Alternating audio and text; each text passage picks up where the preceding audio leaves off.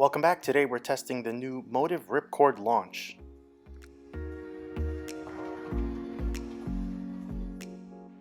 If you like what we do, follow us on Facebook, Instagram, YouTube. Don't forget to subscribe and check us out on Patreon.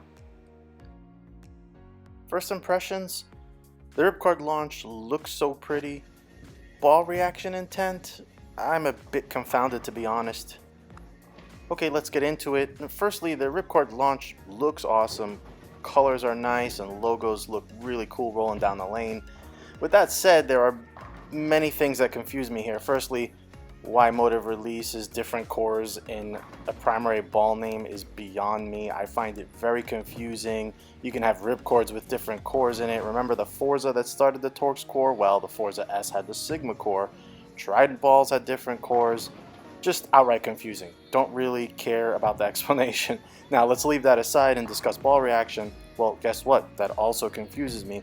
The Ripcord launch, I feel, is stronger than I expected in this part of the Motiv lineup. Secondly, it's pretty forward rolling off the end of the pattern. And despite a moderate differential and symmetric shape, this thing seems to roll like a big ASIM. I feel like this is the first ball in a while I feel the placement is quite wrong in the Motiv ball guide. The hook set shape we're seeing is a little bit like a weaker Skyraptor, which also had that type of sharp shape but stronger overall. Now with that said, I would probably fit it fine in the chart if the Iron Forge wasn't there. So maybe I'll take it back and say the Iron Forge is totally misplaced now. The Iron Forge is definitely less ball, smoother and rounder. I'm feeling some redundancy in the lineup, and if I had to place it, I would have the Ripcord launch right under the Skyraptor and the Iron Forge right above the Fatal Venom. With Tyler, we started on the right lane, but that lane typically hooks quite a bit, and he struggled with just over-under, where one shot is too strong, the next one is flat. We moved over to the left lane and looked quite a bit better, as it's a much tighter lane.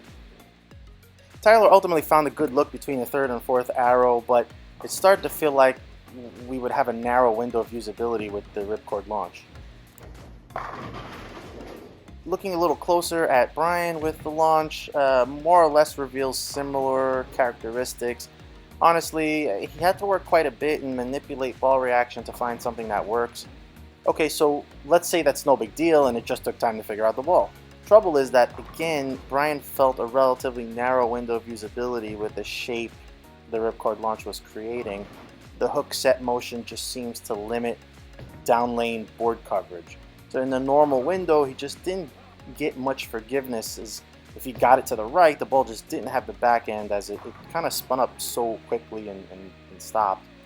He did find a nice shot finally by moving in and reducing speed, so was able to kind of hook back there. He would find more oil, but simply give the ball also more time to come back.